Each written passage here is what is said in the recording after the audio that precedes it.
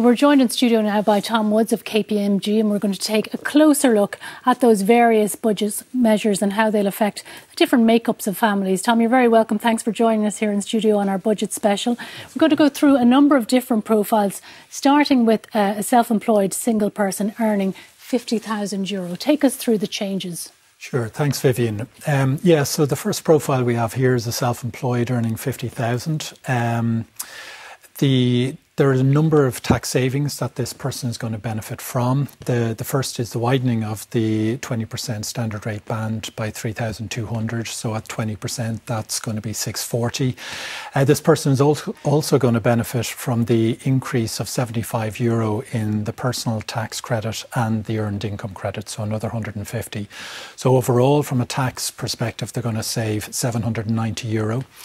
The USC as well, you'll see they're going to benefit by an additional €41 in savings, and that's because that 2% USC band has widened due to the 80-cent increase in the minimum wage. So overall, this person is going to benefit by €831 for the year. All right.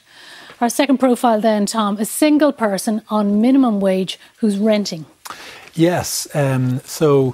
Again, there's a few things here that this person is going to benefit from.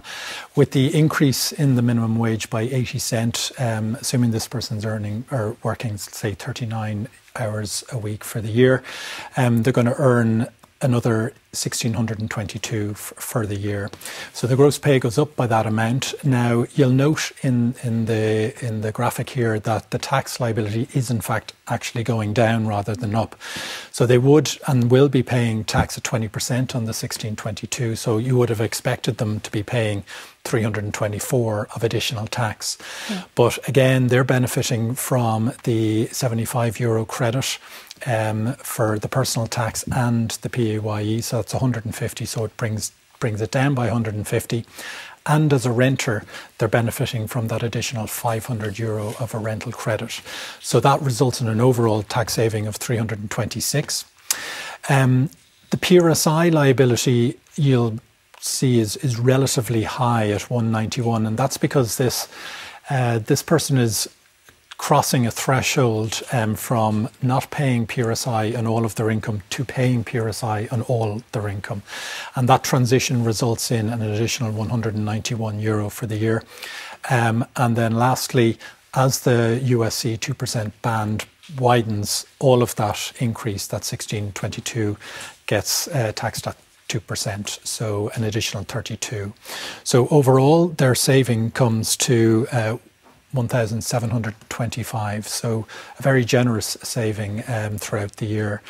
And I guess when you add into that, the savings with the energy credit of 600, it is a meaningful difference.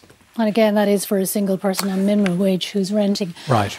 Let's move on now to our third profile. This would be in the case of a married couple with 2 children, 2 earners in that household, €75,000. They're also renting. Yes, they're also renting. So I suppose first up, they will benefit from the double child benefit payment. So that's 140 for each of the children. So that's the 280. On the tax front, before the widening of the bands, they would have been paying 20% tax on 73,600 of their income, which left 1,400 to be taxed at the 40%. So the widening of the band benefits them by the 1,400 at the 20%. So that's capped at €280. They also benefit from the €75 credit increases across the personal tax and the PAYE. So that's another 300. So that takes them to 540 or 580 rather.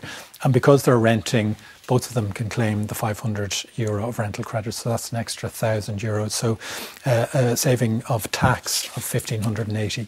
No change to PRSI. And again, they benefit from the widening of that USC band. So that's 40, 50 each, so taking them to a saving of 81. So overall, they're set to benefit by 1,941 for the year.